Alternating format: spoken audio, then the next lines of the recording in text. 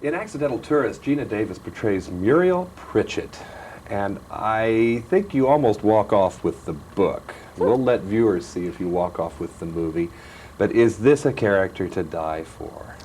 It's a great, great part. Yes, I'm really pleased that I got to do it. And how did you first encounter this remarkable young woman? In a script or in a book? In the book, in fact, I had been an Ann Tyler fan. Yes. I love her novels, and so I was kind of looking forward with great anticipation to this new book that I heard was coming out in, I guess, '85 or something, and devoured it instantly. In fact, Jeff Goldblum and I read it aloud to each other on the set of The Fly in between takes, and we were both just in What a contrast. in love. Yeah, I know.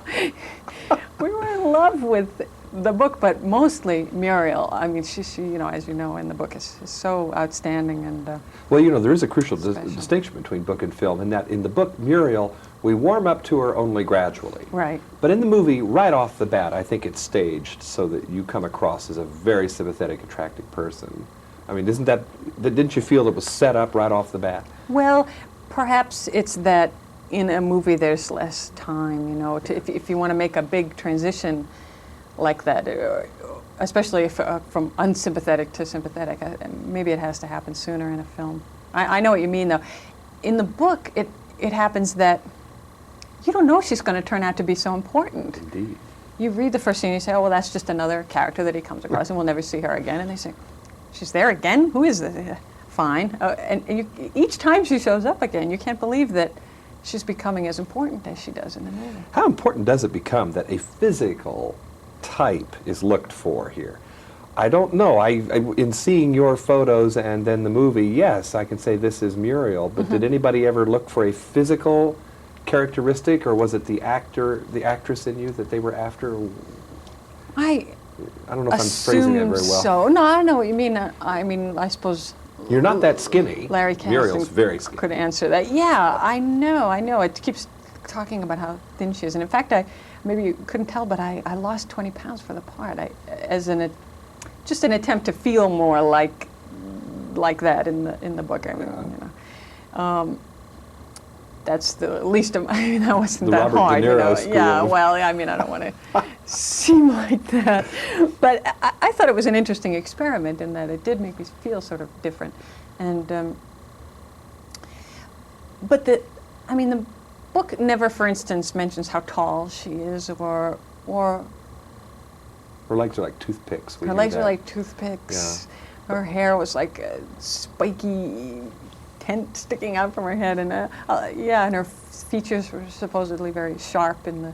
Well, as far as working out costume conceptions and things like that, were you left to your own resources, or did somebody work that out? No, we had a fabulous costume designer called Ruth Myers, who scoured thrift shops, you know, all over the world practically, and got together. Just like Muriel does. Yeah. She got together this wardrobe that was fabulous, and then we had so much fun putting together, well, you wear this with this, and all the little details, the little earrings and hair clips, and well, now, since we're talking about Muriel, yeah. This is maybe appropriate. What does that say on your blouse? Sacks of what? You know, I have no idea. What if you could get tighter in on that? What is this? I don't know what that is.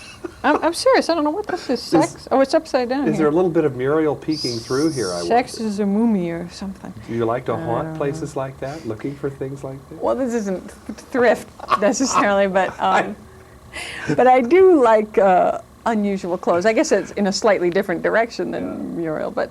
Well, I'm going to do something else that's also probably very importunate of me, but you have a face that has fascinated me since I first saw you in the movies.